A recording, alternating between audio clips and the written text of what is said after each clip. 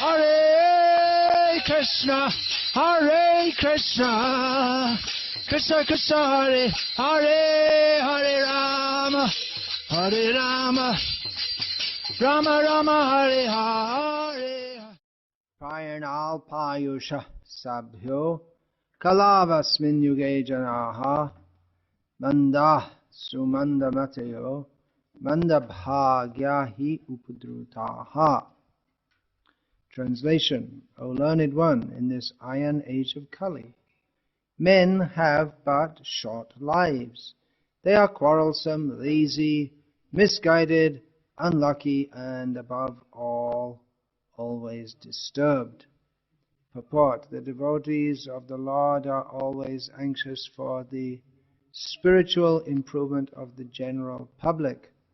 When the sages of Naimisharanya analyzed the state of affairs of the people in this age of Kali, they foresaw that men would live short lives. In Kali Yuga, the duration of life is shortened not so much because of insufficient food, but because of irregular habits. By keeping regular habits and eating simple food, any man can maintain his health. Overeating, over-sense gratification, over-dependence on another's mercy, and artificial standards of living sap the very vitality of human energy. Therefore, the duration of life is shortened. The people of this age are also very lazy, not only materially, but in the matter of self-realization. The human life is especially meant for self-realization. That is to say, man should come to know what he is, what the world is, and what the supreme truth is. Very interesting. Just hearing today, these are the three categories that Ramanuja identified as the three basic categories. Who we are, what the world is, and what the supreme truth is. Human life is a means by which the living entity can end all the miseries of the hard struggle for life in material existence, and by which he can return to Godhead, his eternal home. But due to a bad system of education, men have no desire for self-realization.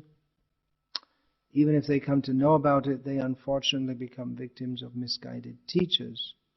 In this age, men are victims not only of different political creeds and parties, but also of many different types of sense gratificatory diversions, such as cinemas, sports, gambling, clubs, mundane libraries, bad association, smoking, drinking, cheating, pilfering, bickerings, and so on.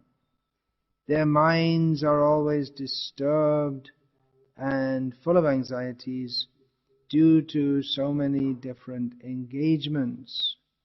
In this age, many unscrupulous men manufacture their own religious faiths, which are not based on any revealed scriptures, and very often people who are addicted to sense gratification are attracted by such institutions.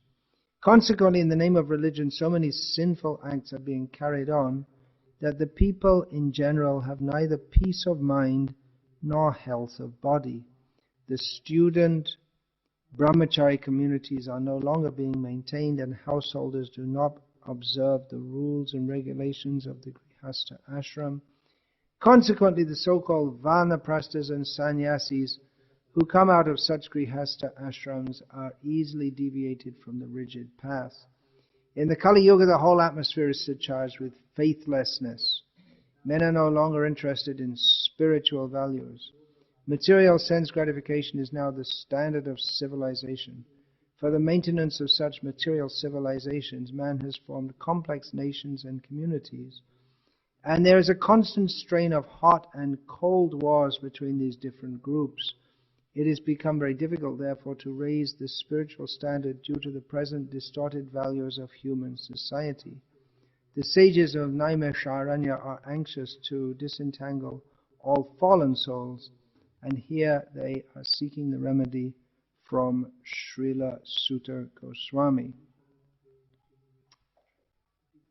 Om Jnana Timirandhasya Jnananjana Shalakaya Chakshun Militam Yena Tasmai Shri Gurave Namaha.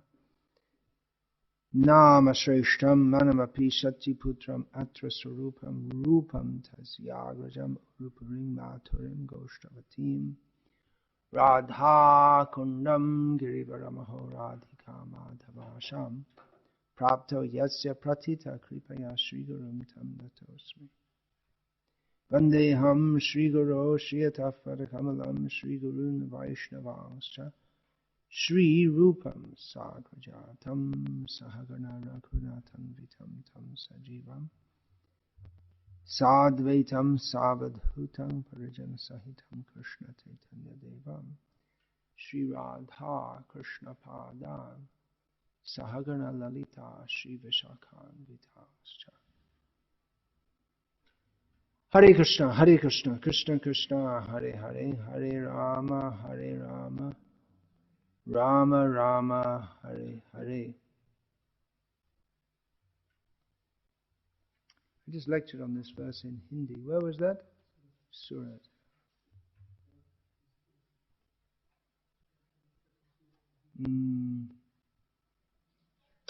There's, I mean, in any purport of Srila Prabhupada, there's just so, there's so much. It's so rich that you can take any sentence and dilate on it.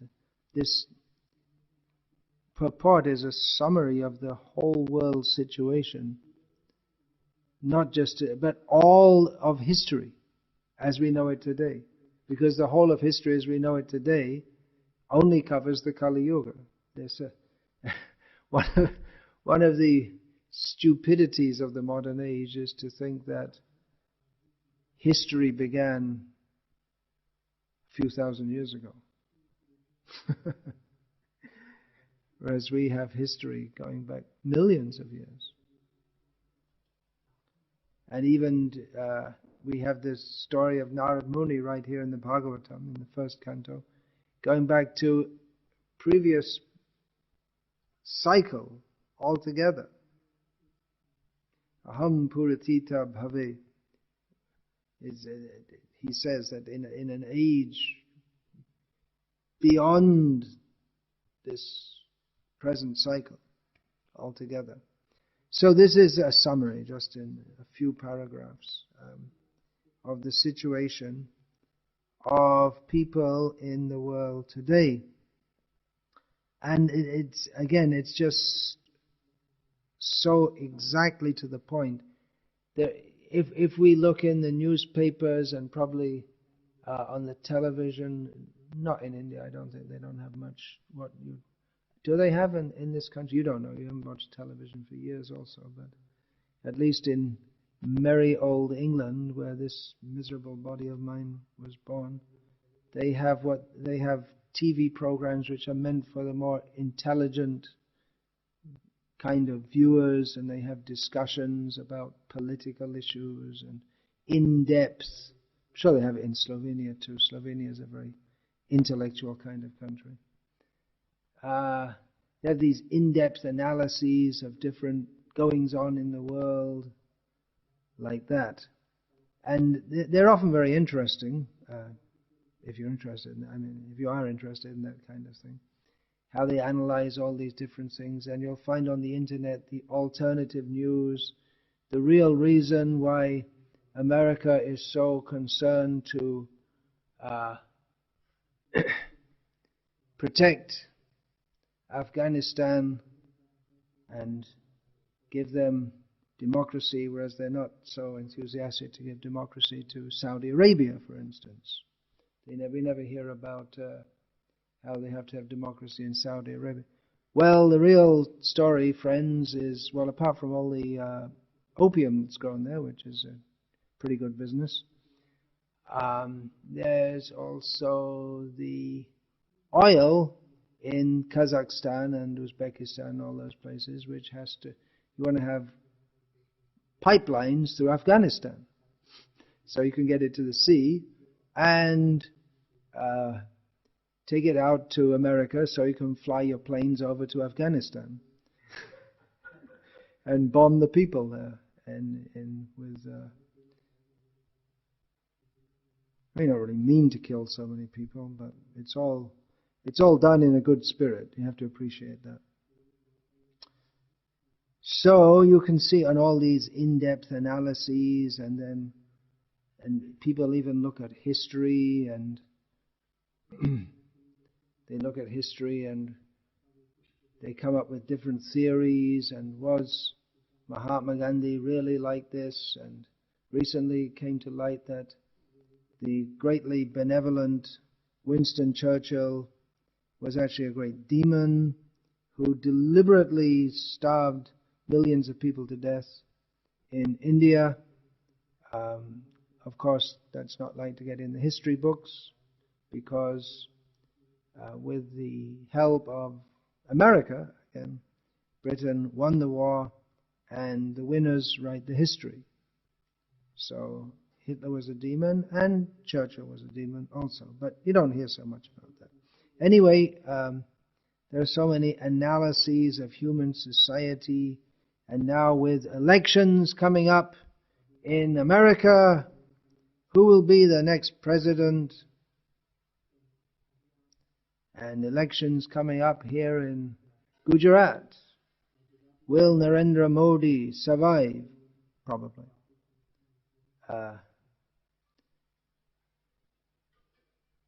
And there are discussions about the different policies that the politicians are going to enact for the welfare of the people, blah, blah, blah. Well, we can understand much more about human society and history simply by reading one purport of Srila Prabhupada. Why, for instance, people have neither peace of mind nor health of body, and this is a major issue. The politicians don't discuss this, and neither in the schools do they discuss it, that people don't have peace of mind. In the educational systems, it's just study, study, study, get money. But the fact that people don't have peace of mind is never even discussed. Or if they do discuss, it's all in statistics. So many people taking Prozac. If you haven't heard of Prozac, you haven't been to America. It's a drug that, what does it do? Does something, some kind of cycle. What does it do? It makes you feel better. It's one of those feel-good drugs. If you're feeling miserable, it helps to make you feel better. And a lot of people take it a lot of the time, because a lot of people are feeling miserable. So, health of body, well, people are very concerned about that, because they think that they are the body. So, Srila Prabhupada writes here, in the name of religion, so many sinful acts are being carried on that people have neither peace of mind nor health of body. So there's the underlying reason. Why are people suffering so much in this age? Because they're performing sinful acts. It's the law of karma at work. But we're making analysis, well, the reason that people in Iraq were suffering was because of Saddam Hussein. And now they're suffering because of the terrorists. And they're suffering in Afghanistan because of the Taliban. And all they have to do is accept Pax Americana and have Coca-Cola and McDonald's, and everything will be all right. And then they'll be happy. But McDonald's is extremely sinful, and so is Pax Americana, so-called. Pax means peace. So a country can be peaceful as long as they agree to do what America wants them to do. Otherwise, they're in risk of being bombed. So, what is the reason for the suffering of people in this world? Is it because they don't have McDonald's? Is it because What are the cause of all the problems in India? Because they have this stupid Hinduism. Is that the reason? At least in the West, it may be considered like this because they worship cows instead of dogs. They're so stupid. But the real reason is that people in general, they're performing so many sinful acts, and various other reasons are given here. People are victims of different political creeds and parties, different kinds of sense gratificatory diversions. People, with this list of things here, cinema, sports, gambling, clubs, libraries, smoking, drinking, people think, well, these are signs of advanced civilization. But Prabhupada is pointing out here that these are the very causes of anxiety and disturbance. Now, another thing, Srila Prabhupada, he's just giving a summary of the whole, a bad system of education. People have no desire for self-realization. Just see, the Vedic education it's based on the principle atato brahma jignasa. Now we have achieved the human form of life, we should inquire about the absolute truth. But the modern education, it just teaches you to live like an animal. Ahara nidra bhaya maitun. Human life is meant for eating, sleeping, mating and defending. And there's no even thought of self-realization. It's just not on the agenda at all. And if someone becomes interested in that, they say you're stupid, because they're stupid.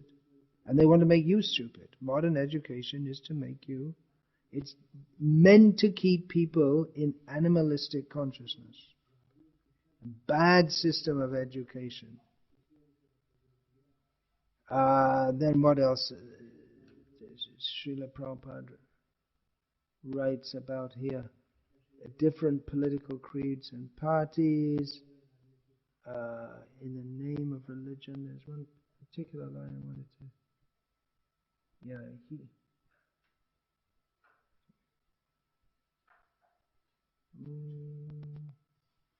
even if they come to know about the desire for about the very fact of self-realization, they become victims of misguided teachers. Victims, Prabhupada uses this word, victims. It's a very strong word to use. But, well, what do I want to say here? It's a completely different perspective to say that people are victim. No one talks about a victim of a different political creed. You know, a victim of communism, a victim of Hindutva. Well, you might say that if you're in another party. You see, if you're a staunch supporter of Congress, and your son gets into Hindutva, then you may say, well, he's become a victim of Hindutva. So you may cite like that, but Prabhupada says that all the different political creeds and parties, if anyone subscribes to any of them, they're victims. And all these cinemas, sports, gambling, clubs, people saying, well, if you can go to a cinema, that's great. That's wonderful. In the last generation, cinema and TV has reached out to the remote corners of India where it didn't used to be. And people think, now we have a cinema in our town. And you think that's a great advantage. But Prabhupada says that you become a victim of a cinema. And we can see that with this recent film, Oh My God, this film. How people, they're so stupid, they go to the cinema and they see a film, and all of a sudden they think that going to temples is bad, chanting the names of God is bad, and just by watching some movie. So they become a victim of gambling, clubs, mundane libraries, What's the solution to all of this? Well, the solution is right there in the Bhagavatam. Krishne swadhamo pagate dharma jnanadibhi saha kalo nashta drisham esha purana kodhunoditaha. That Krishna has gone back to his own place.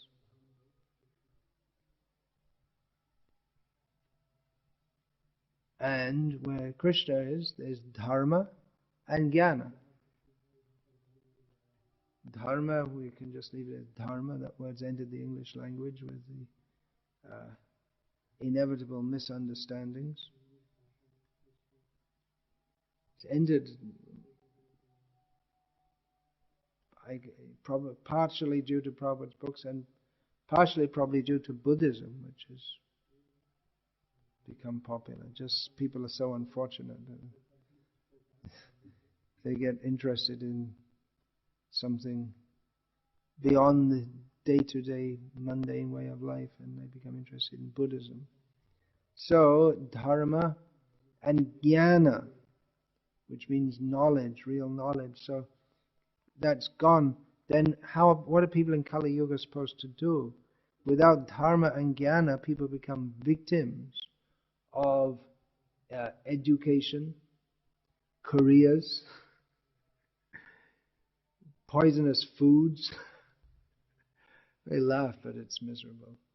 And just everything. Victim means that, what does this word victim means? It means someone is in a weak position and they are mistreated, exploited and used by someone who's stronger than them and who they have no power to resist. That's the meaning of a victim. So we become victims of so-called education, the whole modern culture which is based on crass stupidity, everything, different kinds of philosophies. So many people, so many different philosophies, because people don't adhere to scripture, and then they come up with so many different philosophies. And even if there is scripture, then they also interpret it in different ways. This idea that, well, everyone, you just feed all the data or just think into your think box, your brain, and you come out with some different theories. There's so many different theories floating in the world and so many different ways that people are trying to attract our attention and control us and exploit us psychologically.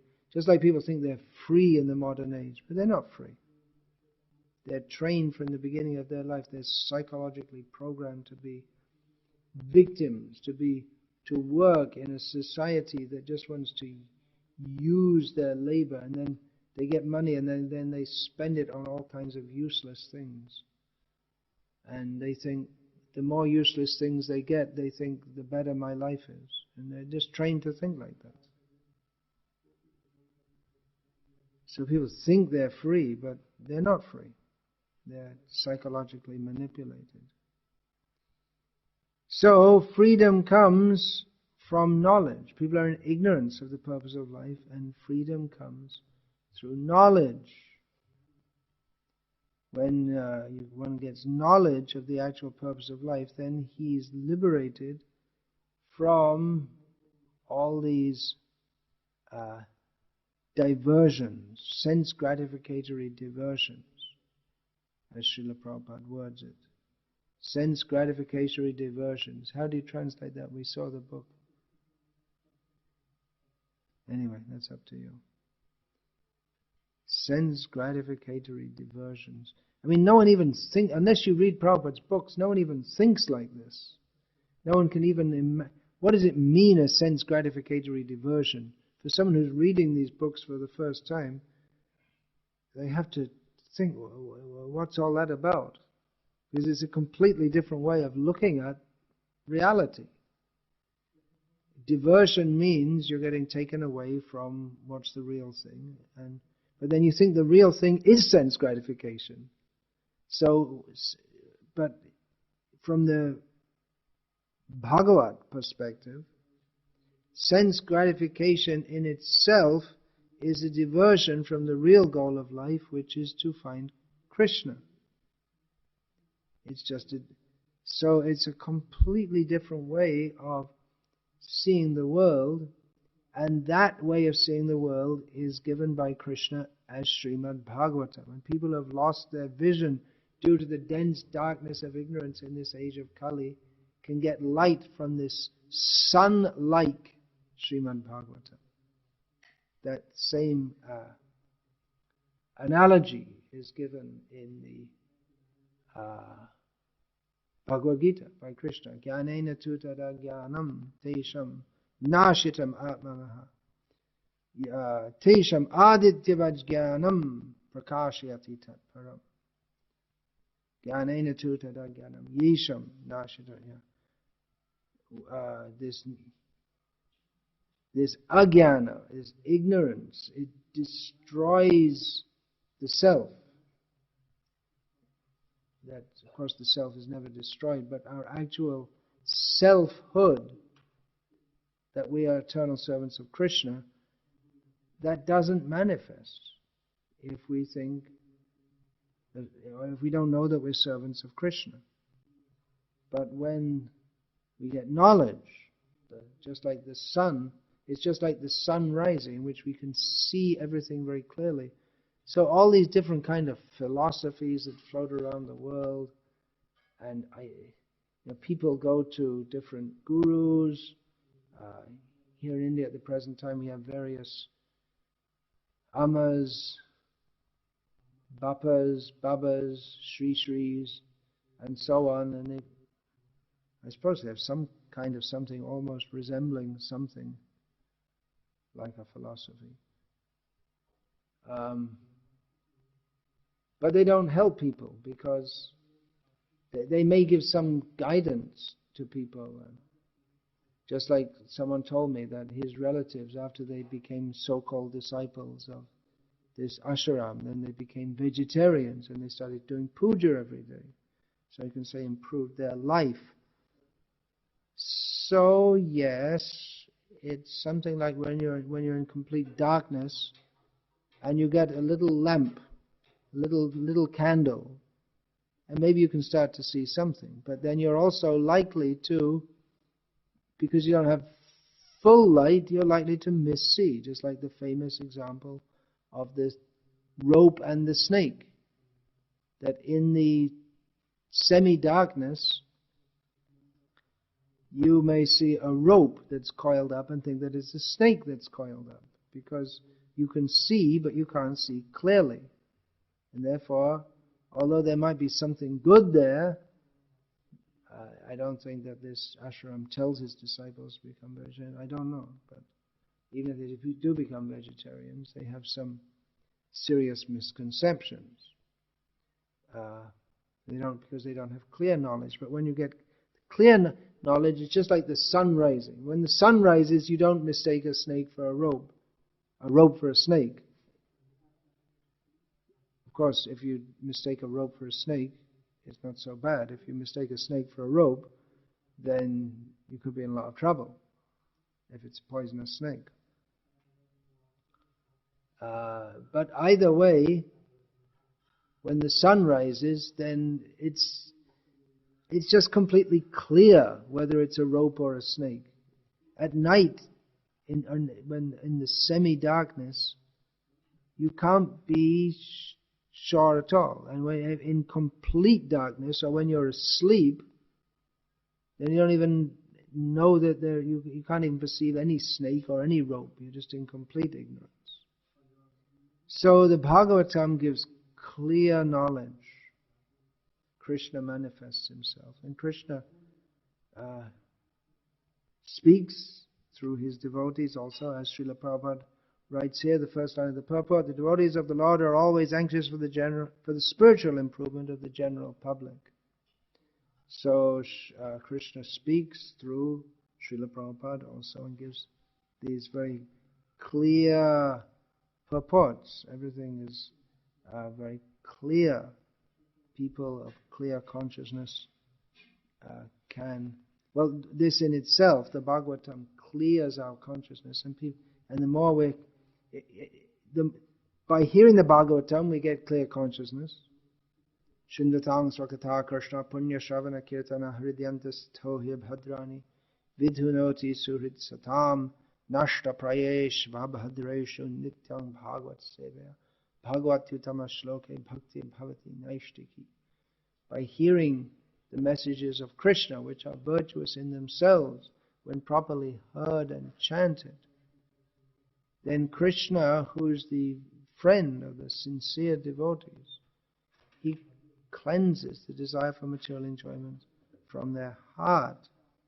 And as they become more and more freed from the sinful desires within the heart, and by regularly hearing the Bhagavatam, then one becomes fixed in service to Krishna. So by hearing Bhagavatam, the heart becomes cleansed, and as we become more cleansed, then the message of the Bhagavatam becomes more and more perceivable to us. So it's a cumulative effect, that by hearing the Bhagavatam, we become cleansed in heart, and then as our heart becomes cleansed, then our perception of the truths of the Bhagavatam become increased, and so it becomes more and more and more as we go on. And of course, as the Bhagavatam also recommends, along with hearing the Bhagavatam, there is chanting of the holy names of the Lord. These two processes for Kali Yuga. Chanting the holy names, chanting the glories of Krishna, hearing the Bhagavatam, all these processes associated with devotees, they're very powerful processes for cleansing the heart and clearing the confusion of Kali Yuga. Now, another point I wanted to get into in this purport, there's so much, because it summarizes the whole situation of the whole human society now and in the whole of the Kali Yuga before us. So, we could speak unlimitedly on just on this verse. You can, if you want to analyze, just like, as I say, to the present day, people are analyzing, people go to university and they do studies, PhD theses on things like the effect of the French Revolution on this, that, and the other, and analyzing the effect of the cumulative cultural effect on different peoples, just like so I'm told by my good friend Manida Prabhu, because the Czech people have been under the domination for centuries by the Austro-Hungarian Empire, and then the Russians, and then the Nazi regime for a short time, and then the Russians, and so they have this kind of, according to him, who's from Czech, they have this kind of survival instinct, where you know how to play along and pretend that you're cooperating, but at the same time, privately, they have this very cynical attitude. So anyway, I'm just giving that as an example of how you can analyze whereas the British, Prabhupada said here, are the most puffed up people in the world. They always think they're the best. As one devotee told me, in Malaga, in Spain, where many British people go, because it's much better weather than in Britain, and you can go there on a cheap flight. So he told me that the British, they're so puffed up, they think they're the best. So that comes, I guess, from having dominated the world for short period of time, mostly in the 19th century. So you can you can analyze so many different things, but the Bhagavatam gives the realized understanding of all of this. So one other point here that I wanted to discuss, it's another very big subject. The student, brahmachari communities are no longer being maintained and householders do not observe the rules and regulations of the Grihastha ashram. Consequently, the so-called Vanaprasthas and sannyasis who come out of such Grihastha ashrams are easily deviated from the right path. Now, I want to speak about grandmothers, which is something on my mind at the moment. Grandmothers. And what's that got to do with this purport? Well, Srila Prabhupada here is talking about how the brahmachari communities are not being maintained, householders don't observe the rules and regulations, so there's the progression, brahmachari, grihastha, and therefore the brahmacharis are not trained properly, the householders don't follow the rules and regulations, and then the vanaprasthas and sannyasis who come out of that are completely useless. No, Prabhupada doesn't say that. He said they even if people try to be vanaprasthas and sannyasis, they're easily deviated from the rigid path. So this is a discussion of it's an allusion to Varnasrama. Srila Prabhupada said we should make big banners and post it all over. Nowadays a banner means something on the internet or on a computer. So I was going to say we should post them on all our temples, and we can put them on banners on the internet also for all ISKCON related sites. Srila Prabhupada said that 50% of my work is still to be done in Varnasrama. Wake up! Wake up! 50% of Prabhupada's work is not done. He left it to us. That is His mercy. Let's not forget it. And be content with not doing it. Just as Srila Prabhupada criticized his own godbrothers for failing to take up the open order of their Guru Maharaj to spread Krishna consciousness all over the world, so future generations will blame us also if we just continue to ignore Srila Prabhupada's open order to establish Varnasrama as the social Krishna's antidote to the mass discontent and lack of peace of mind and health of body of society all over the world. So where does the grandmother discussion come in here? Well, at the present time within our society there is a highly divisive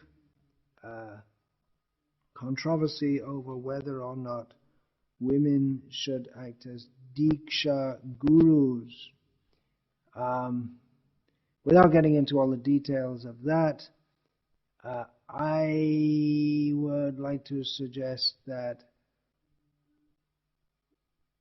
women are gurus and definitely should be gurus, must be gurus, but primarily in the way that is given in Shastra as being mothers. The mother is the first guru.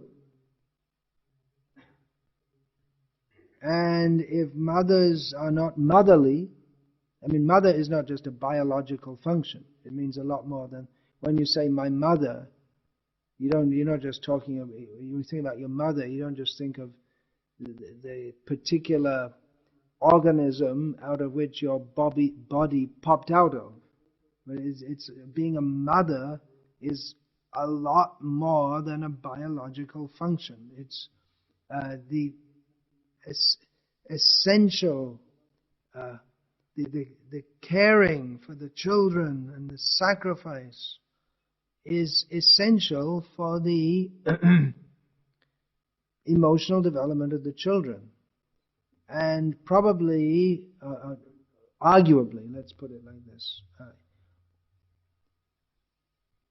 if we examine why the whole society is so disturbed at the present time, particularly in the countries which promote or become most expert in sense gratificatory diversions, why does it repeatedly happen that kids go to school and kill a bunch of their fellow students? Why does that happen? Why are there gangs of children wandering the streets in big cities in the Western world, ready to attack people and even kill them? How does that happen? Well, one major reason is that they don't come from a stable, secure, caring family background, in which the central figure is the mother. Now, if young girls are not trained as mothers, which is their natural disposition, which is why girls, they have little dolls, because they like to have, or in traditional societies where mothers are having one child after the other, then the girls at the age of 4 or so, when they're just infants themselves, they start looking after the next little infants, and you see tiny little little girls carrying around babies, and they don't have dolls. They have actually, their little younger sister or the next door neighbor's younger sister, because in a village there's not that much distinction between which family is which. It's all like one big family.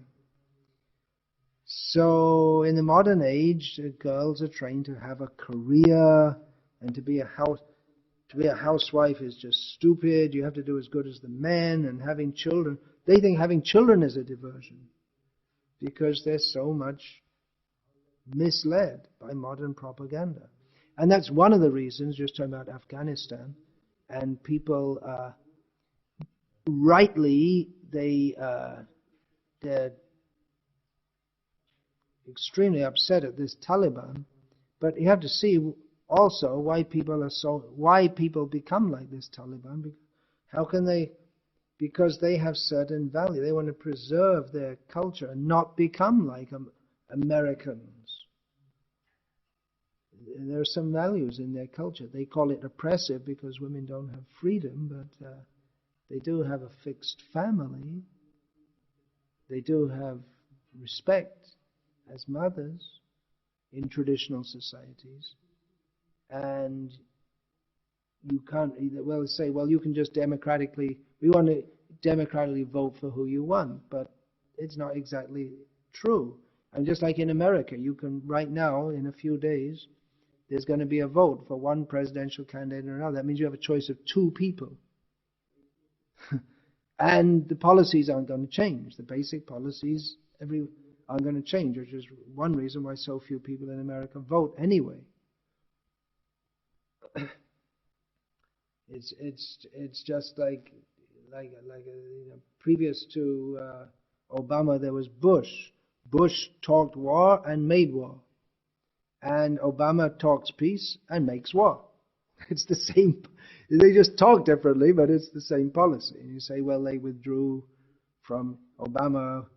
withdrew from Iraq. Well, that was a political necessity which Bush had already started anyway. And then, under Obama, they killed Gaddafi because he wanted to pull out of the monetary system which favors America, paying for oil in dollars and so many things. So, why are these terrorists? Of course, they would call people who bomb their country terrorists also. From the Western perspective, just like Prabhupada, he was walking once and some ducks were in the path. They were still sleeping in the morning in the park, and one devotee shooed them out of the way. Said, "Get out of the way, you rascals!" And Prabhupada said to the devotee, they think you're a rascal. They're just sleeping early in the morning. You see ducks, they all stand in a group and sleep. And they think, oh, who's this person just waking us up so rudely? So, getting diverted here. So, yeah, then why they adopt such tactics? Well, they don't have any choice. I mean, if they want to try to keep their culture as it is, and I'm not saying it's so wonderful. I mean, Taliban first achieved massive infamy by blowing up ancient Buddhist statues, huge statues in Afghanistan. They achieved instant infamy all over the world. Well, they're already infamous even before that. But if they just acquiesce, okay, let's have democracy and they all have votes, but it's all manipulated. This democracy is another cheating. Anyway, where was I saying? I talking about grandmothers. Yeah, what we really need is not Guru Devis running around all over the world. I mean, I'm sure they're doing good service and all that, but what we need, if we're going to establish Varnashram, is we have to take very, very seriously brahmacharis, grihastas, vanaprasthas, sannyas, brahmana, kshatriya, vaishya, shudra, establishing all this. And the majority population for most of their life are going to be in the grihasta ashram. We have to establish that. The modern family life is sit in front of a TV or a computer screen, and the kids, well, if you have them, okay, but what's on the TV is more important. And because this whole mood of sense gratification is so strong, and the idea that women, they have to show themselves, get a job, have a career, make themselves independent, their natural tendency to be, the natural feminine tendency to be motherly is spoiled by all of that. And they go through their whole life, so that even when they're older, they're not really, they go through their whole life like that, so that even when they're older, they're not really, of course I'm generalizing very much here, but they're not really grandmotherly. They're still trying to be kids. They never grew up. You'll see women more than 60 years old, they're still putting this nail polish. For what? I mean, when you're young, you can kind of understand the stupidity, but when you're over 60, then it becomes, it's almost a decoration on a dead body, because it's almost, I mean, the body looks like it looks like it's almost dead. But they never got out of this mood that we really have to enjoy our senses. And so those natural feminine tendencies of affection never developed. Their kids never got it, if they had kids.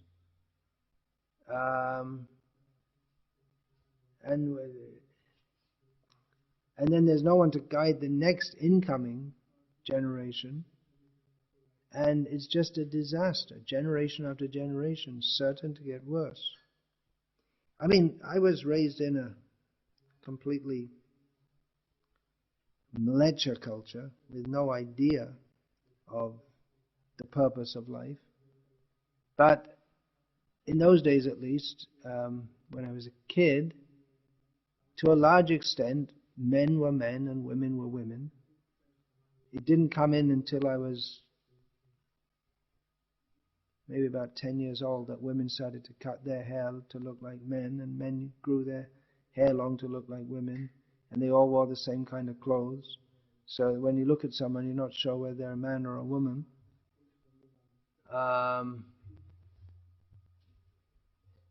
Yeah, even in the West, men were men and women were women. And there's no concept of Stri Dharma as such, but women, they got married and they were mothers, generally speaking, and they were actual mothers to their children. And then the whole thing of that they have to have a career and all that really got big in the 1960s and 1970s. And grandmothers, I mean, I know myself that my paternal grandmother, probably my maternal grandmother saw me, but I don't even remember what she looks like or anything. But my paternal grandmother was very, very affectionate to me. Of course, how they express their affection in feeding me kinds of things which shouldn't talk about here. But just very, very affectionate, and all the women of her generation were like that. They're very naturally loving toward children. And Prabhupada said that the grandfather is more affectionate than the father. So that's required. And if people don't, you may say this is mundane. Well, in one sense it is, but when we talk about Varnashram, we're talking about a social arrangement that can help people to live a fairly regulated and sane life in this world so that they can practice Krishna consciousness. So we shouldn't underestimate or misestimate the role of women. They have a vital role to play, first of all, in bringing forth children to this world. And the Shastra praises them as being the first gurus. So they have a very, I would say, very important, essential role to play as gurus. And 50% of Srila Prabhupada's mission is to establish Varnashram, in which the Varnas and ashrams have to be divided, and women have to play a particular role, not a Stri Dharma is a particular role essential to Varnashram, which it's to a large extent it's just the natural role that goes, material nature under the guidance of Krishna has given a particular mentality that goes with the female body. I discussed this a lot in that seminar, Women Masters or Mothers. So the women devotees in our society have if at all we are to take up Srila Prabhupada's directive to establish Varnashram, then women have a very important role to play, but they have to understand that it's not the role that they were raised in. They were raised in a Rakshasa culture which promotes the killing of children and the killing of spiritual propensities. So,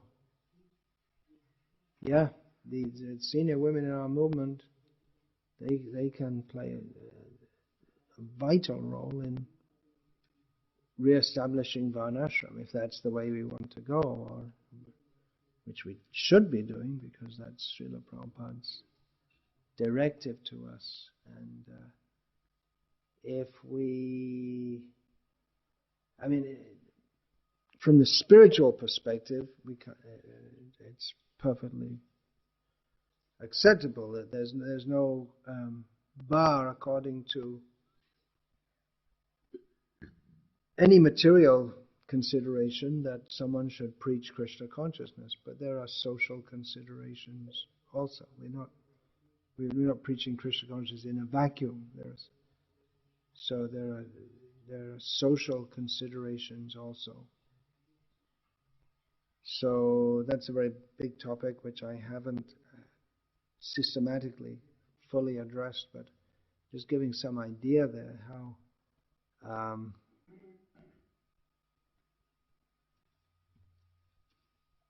women in our society must be gurus, but first and foremost in the role that Shastra gives for them, the natural role of being the first guides of their children, the first guides. They train them in all the very basic understanding of human culture and dharma and all this kind of thing. By being mothers and then grandmothers and great-grandmothers can be also. So, Hare Krishna. I'll finish there. Yeah, that's all. This whole point is there in my Women's Masters or Mothers seminar. It's all discussed in great detail. This particular point. Yeah.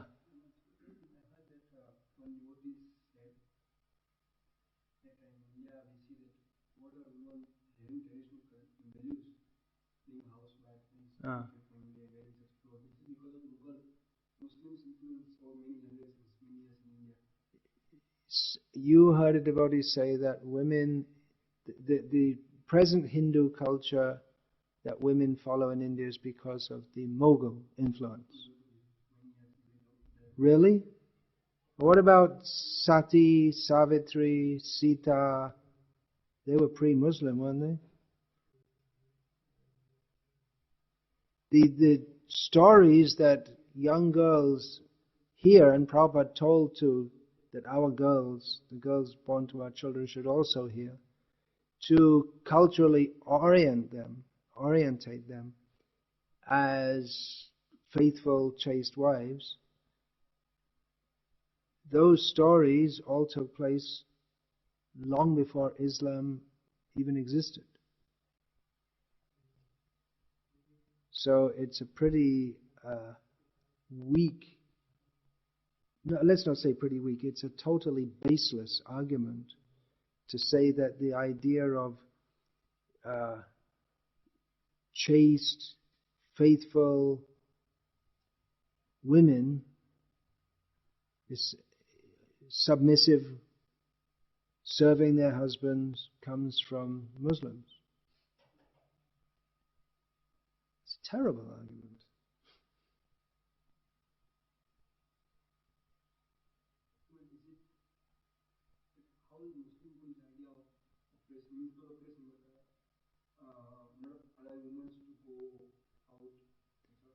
Women not allowed to go out without permission.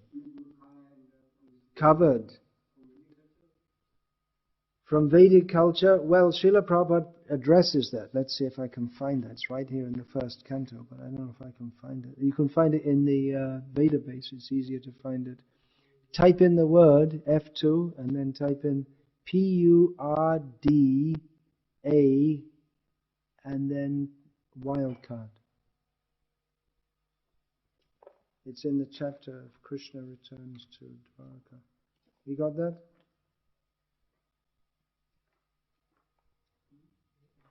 Purd. You can just put Purd and wildcard. Yeah, which chapter is it? Chapter 1, Canto 1, chapter 11. 110. 110. Canto 1, chapter 10, 16. From the purport by His Divine Grace, Srila A.C. Bhaktivedanta Swami Prabhupada, addressing, what was the question? That the Muslims have introduced this idea of women being separate and not going out in public. Well, here Srila Prabhupada's purport: shyness is a particular extra-natural beauty of the fair sex, and it commands respect from the opposite sex. This custom was observed even during the days of the Mahabharata, i.e. more than 5,000 years ago. It is only the less intelligent persons, not well versed in the history of the world, who say that observation of separation of female from male is an introduction of the Mohammedan period in India. So these are supposed to be devotees. Looks like they didn't read Prabhupada's books, because who, if they say this, we can understand that, at least according to Srila Prabhupada, if they accept what Prabhupada says and not what the university scholars say, hopefully there are many devotees still who prefer what Prabhupada says over the university scholars, that such an argument is for less intelligent persons. Prabhupada goes on, this incident from the Mahabharata period proves definitely that the ladies of the palace observed strict parada, restricted association with men, and instead of coming down in the open air where Lord Krishna and others were assembled, the ladies of the palace went up to the top of the palace and from there paid their respects to Lord Krishna by showers of flowers. And Srila Prabhupada goes on, but that's the basic point there. Now, you may say, well, the Muslims do that, they're very extreme, covering the women and all that. But actually that's been the general culture all over the world. For instance, in my own childhood I saw, and you probably saw it in your childhood, though you're from a generation later, but you come from a less developed and civilized country. One that was only recently joined the modern world. I used to see that the men and women in church, the older women would cover their heads with a scarf in the church. And the men and women would be separated, men on one side, the women on the other. And still today in India, when we do religious programs, we don't have to tell, but automatically the men go to one side and the women sit on the other side. I just mentioned this recently, that I'd just been in America, then I came to, next stop was Kuwait, and had a program there with people of Indian Hindu background. So I just noticed at the program in Kuwait that unlike in America, the men and women automatically separate themselves in a public assembly. The men go to one side, sit on one side, and the women on the other. But then I thought that actually, if this was among the Muslims, this is a Muslim country, that they wouldn't even have that. The men and women wouldn't be. The women, they have their own. They don't pray in the same area as the men. They don't perform religious prayers, namaz. They don't do it in the presence of men at all. And not so very long ago in India, in a religious section, just like in a speech like that, which I was giving, a religious speech, then the women and men would be separated by a screen, so that the men and women wouldn't see each other. Bhakti Saraswati used to give beads to his female disciples with a screen in between them. That's also called parda. Same word as is used here. In Bengali, they call that chick. You know the word chick? So, bamboo screen, something like that. So that was the culture. Now there are all kinds of things. People say that in Kerala the women used to go with open breasts, and you see ancient iconography shows, just like I saw something just now, an old, it was sent on the internet, and a photo of a wood engraving which shows Sita, Ram, Lakshman and Guha in a boat, and they're all bare-chested, including Sita. That's not the description we get in the Ramayana, but it does suggest, according to iconographers, that was the standard culture at the time. Maybe it was. Maybe at some periods in some parts of India, the women used to go like that, with bare chests. Maybe. But that's not the standard that Prabhupada taught us, and it's not the standard in Krishna's in the culture that Krishna lived in, because well, we can understand that from the descriptions, which we're not supposed to read, of the gopis' breasts becoming well, Prabhupada gave us that, the 10th canto of how the gopis were completely naked when Krishna took their clothes. So we can understand that in the Vedic culture, when we say Vedic culture, if you take over the huge expanse of time and large area, there are many variations within it, but the general standard, and the one that certainly the Srila Prabhupada taught to us, was that women remain covered and shy and chaste. So there may be exceptions to that within history in certain areas. Just like in Kerala, it's been a matriarchal society rather than patriarchal.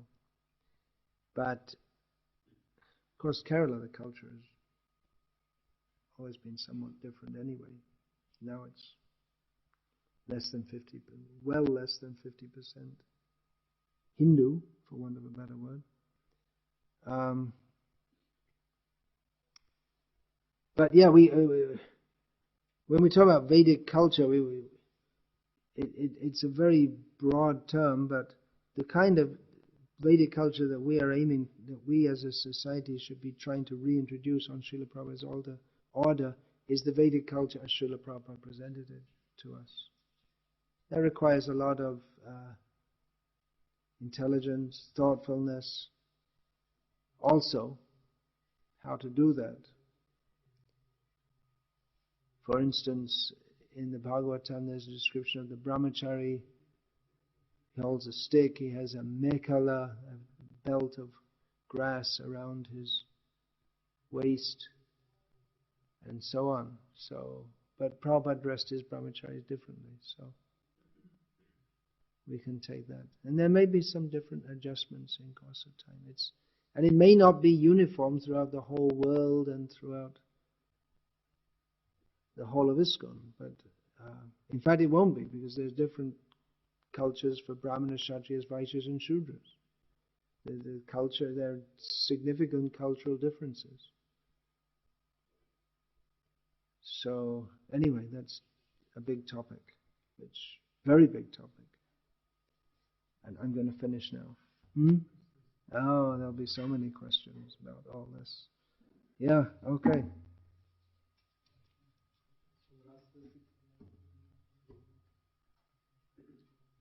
You mentioned that the desire of Srila Prabhupada is that his disciples and followers implement Varnasrama in our society. As far as devotees living in cities are concerned, if they are trying to fit into the system of Varna and Ashram outside of the traditional farm community, are they to engage themselves in preaching only according to their national propensities? So the basic question is how to follow Varnashram if you're living in a city. Should you preach according to your natural propensities? The modern cities make people it requires people largely to live as Rakshasas. Of course, the Rakshasas, they also, if you read the description of Lanka that Hanuman went to, there were Brahmanas chanting Vedic mantras. So they also had Brahmanas, and Ravana was actually the son of a Brahmana, but he acted as a Kshatriya. So there was Varnashram division there also. There must have been Vaishyas also, and Shudras. So, but modern society, it's made the whole situation very confused. Mostly people are living and acting as Shudras. Still, at least within the family, these... Well, the first thing I would advise is, if at all possible, and I understand is not that easy, is get out of the city anyway. As I've several times said, even materially, the best advice we can give to young grihastas especially is get out of the city as far away as you can and grow your own food. Because times are coming up ahead, bad times, and if your basic necessity of food, if you can provide that for your family, that's going to be a great achievement. Maybe very difficult in future. So materially and spiritually, that's the best advice, to get out of the city. But if you can't do that, well, or if you feel you can't do that, then Varnashram is going to be largely theoretical, isn't it?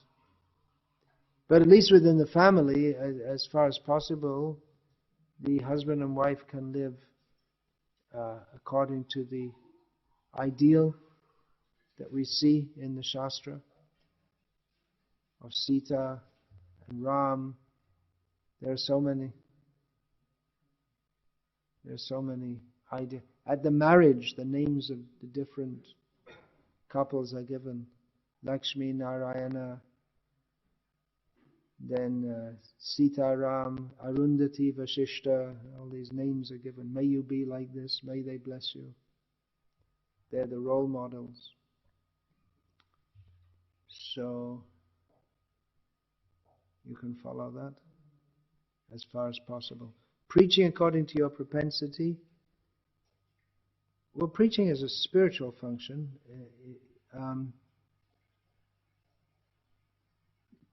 Teaching is especially the role of the brahmanas.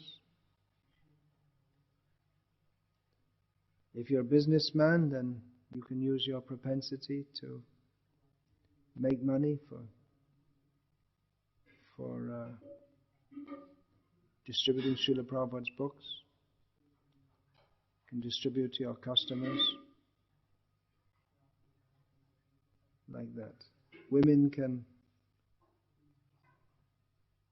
also preach among women, or they could go with...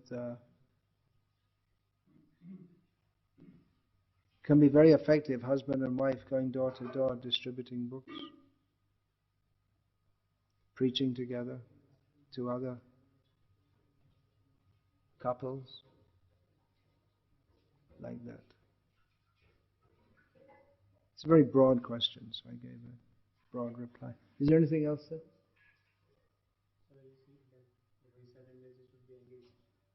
Sorry?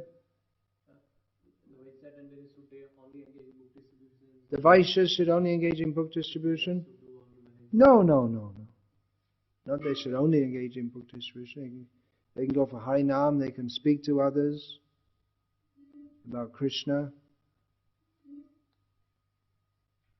It's like when the house is on fire, you don't say, well, you have to wait for the firemen to come and put it out. In the meantime, you can, if you have water and a hose, you can say, well, I'm not going to put the water on. I'm a Brahmin, so I'm not going to. The hose is there, the water is flowing in the tap. You say, well, that's Shudra's job. I'm not going to do that. If your house is burning down, you have to do what you can. It's an emergency. So preaching Krishna consciousness in the world is an emergency. So everyone can take part in that, and should take part in that, and to whatever capacity they can.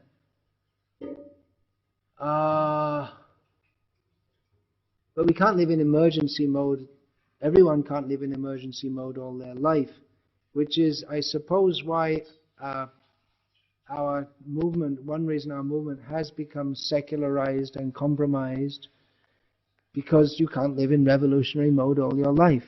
Most people, they just can't sustain it, especially if you have a family and children to look after. So without that Varnashram structure, then they just want to merge into the broader society, just for some that provides them with the kind of stability that householders need. Of course, it's fragile and stability, and it's not a stability that's very conducive for Krishna consciousness. So without Varnashram, then it's inevitable that our movement has to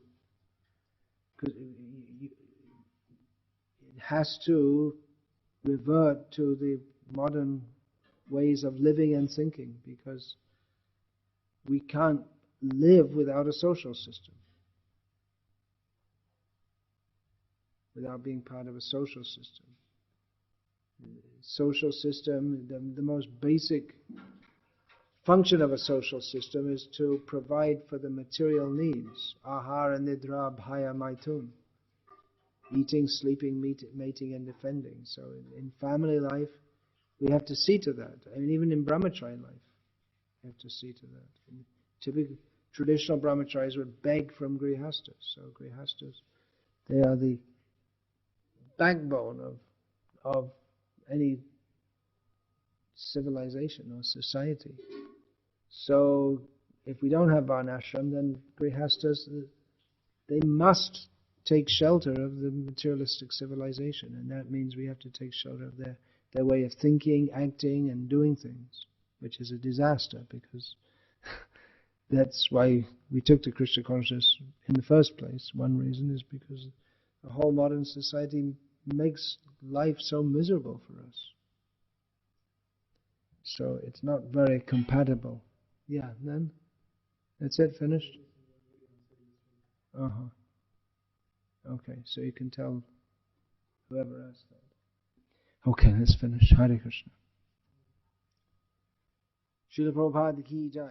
Hare Hare Rama, Hare Rama, Rama Rama Hare Hare.